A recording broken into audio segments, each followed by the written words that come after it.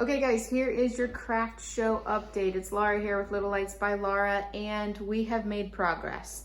20 manger signs over there, they're done. My kids are painting pumpkins, we're multitasking. My 5-year-old is here helping me today. And I wanted to show you guys this super simple technique that I probably just stumbled upon because of happen chance, and I'm running way behind for the show. So I'm still using my pouncing sponge, nothing fancy there. I'm still using the same acrylic craft paint, and instead of taking the time and dabbing, I'm literally just brushing it on. You guys, this is game changing for me. I don't know if it's because I've taken the time to sand my board very well, which is absolutely key. I'm just grabbing more paint.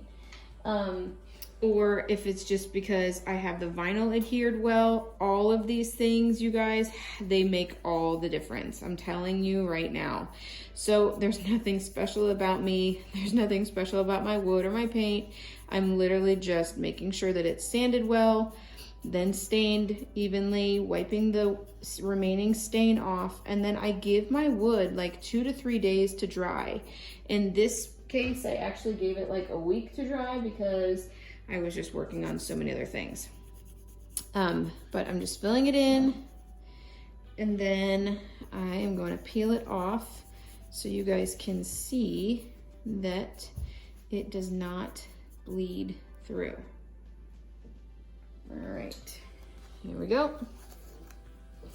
Obviously, I'm not gonna be able to weed it perfectly just because I have one hand, but there you go, you get the gist.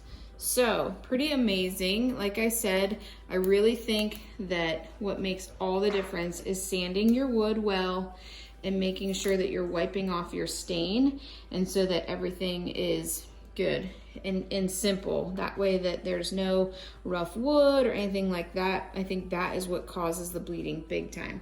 I will tell you guys too, if there is knots in your wood, you're guaranteed going to get a bleed, just because there's nowhere for the paint to go. But one of the best tips and tricks I have for you on a bleed is take your tweezers or something that's like super pointy, and you're just gonna take it where it has bled a little bit, and you're just gonna kind of scratch to remove the excess paint right where it bled over. I'll do the E here. And it's meticulous and it's silly, but it looks better when it's done. Now you can see where I scratched it a little bit, so I'm actually gonna go back and touch that up because I'm OCD. But like here's one in the V. I'll scratch that to remove it, and then this one right here in the paw print. And I know exactly what happened with this one. When I was laying my stencil down, I tore it a little bit. And that's something else too, you guys. I'm just using Oracle 631. I'm not doing anything crazy fancy. I have used 651. I have used stencil material. All of them work. I just use 631 because it works for me. All right, hope you guys found that tip helpful. Don't forget to like and subscribe to my channel. Stay tuned for more craft show updates.